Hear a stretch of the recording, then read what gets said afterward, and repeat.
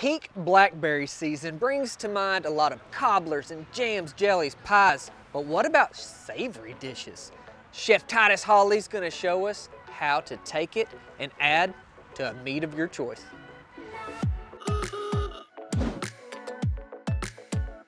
My name is Chef Titus Holly. I'm the owner of Holly Smokes. I'm like a ghost food truck. I don't physically have a truck, but I do pop-up events. I try to do it every third Sunday out the month. Today, we're gonna be doing a blackberry balsamic sauce going with a Forevermost boneless pork chop. I'm ready to get started. Let's do this.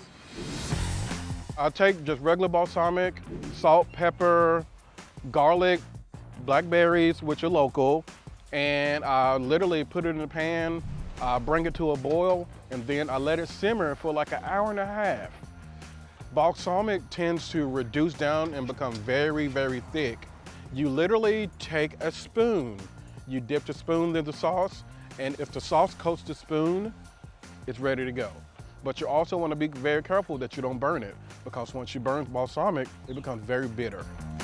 And we got the Forevermost pork chop, and what we're just gonna do a very simple thing. Season it with a little bit of salt and pepper, throw it on a little grill, same thing you got at the house. We're gonna throw a little pecan wood just to give it that little smoke action, give it a little smoke. But we're gonna have a little fun today, and very, very easy, simple to do. And it can go with any vegetable that you can pick up at the McGee market. And this here, a little blackberry balsamic reduction.